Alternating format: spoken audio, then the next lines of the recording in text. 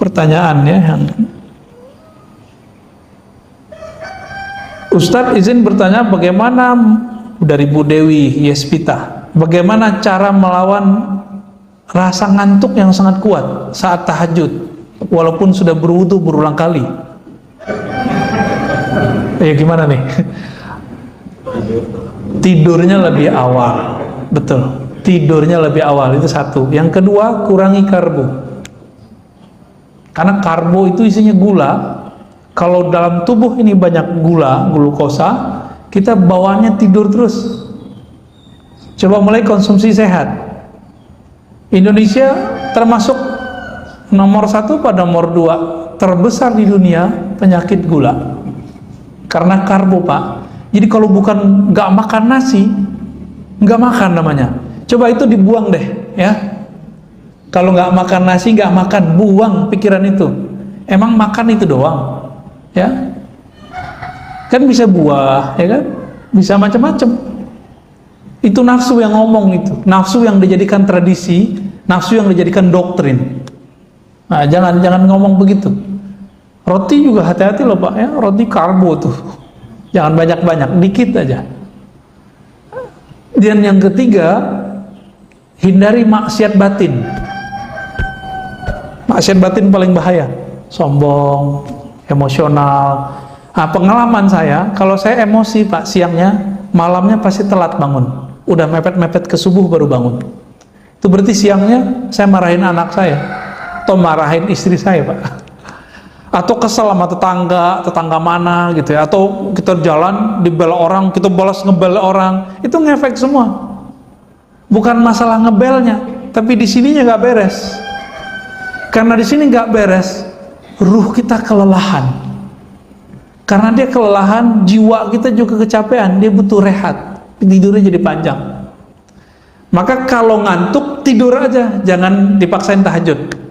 Nanti pas ruku baca Fatihah lagi, ya. Jadi cukup, jadi kalau yang begini nih, Bu Dewi Yespita dan mungkin teman-teman sebagian, sholat witir dulu sebelum tidur, sampai nanti sudah jadi habit, baru nanti dipindahin ke akhir malam jadi tahajud. Ya, agama kita nggak saklek kok, fleksibel. Khawatir nih nggak bisa witir sebelum tidur, udah habis isya setelah sholat sunat langsung witir, boleh. Salah satu guru saya namanya Syekh Ahmad Darwis, ahli hadis, habis isya dia langsung witir, tapi isyanya lama, Pak. Dia isya itu baca Quran 2 juz, 3 juz, kadang 5 juz. Langsung pada keok semua, ya. Jadi saya nungguin gitu, udah 3 juz nggak selesai beliau. Ya, kalau kita jus alpukat udah 1 jus tuh. Jus apa lagi? Jus mangga gitu ya. Apakah boleh sholat memejamkan mata karena rasanya bisa lebih khusyuk? Memejamkan mata tidak diatur dalam hadis Nabi, tidak juga dalam Al-Quran,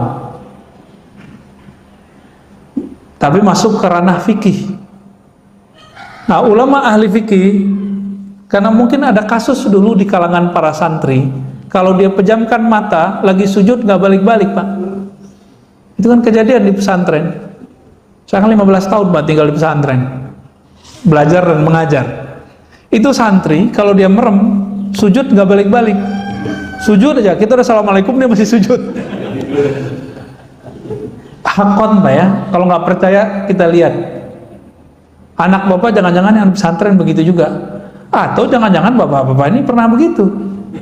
Ya, pernah ngantuk pas Ramadan tuh, subuh-subuh gak balik-balik pas sujud. Ya, itu terjadi, ya. Jika memejamkan mata membuat tambah syahdu, tambah fokus, maka boleh memejamkan mata. Tapi jika memejamkan mata membuat pikiran kita kemana-mana, maka makruh. Itulah makruh hukumnya. Jadi jangan saklek. Yang paling lucu, ada seorang syekh, ya, saya nggak usah sebutnya, bagi dia memejam mata meniru agama lain, padahal ada hadisnya, ya. Ada hadisnya Nabi kalau ngajarin zikir Sayyidina Ali, salah satu riwayatnya ghammid ainaik, pejamlah matamu lalu bacalah nama Allah di kalbumu. Ada hadisnya. Jadi memejam mata itu bukan urusan menyerupai, kita tahu hadis apa enggak, ya. Jadi boleh dengan syarat itu, makruh dengan syarat yang tadi, ya.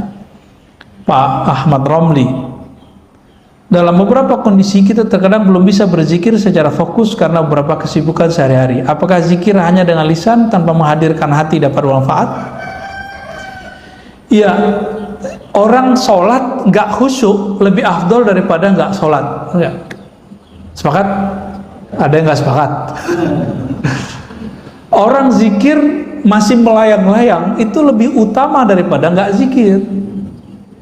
Nah, Ibnu Athaillah itu berkali-kali ya mengatakan, tetaplah zikir meskipun kamu masih lalai di kolbumu, karena siapa tahu nanti Allah akan turunkan kalimah di lisanmu jatuh ke dalam kolbumu.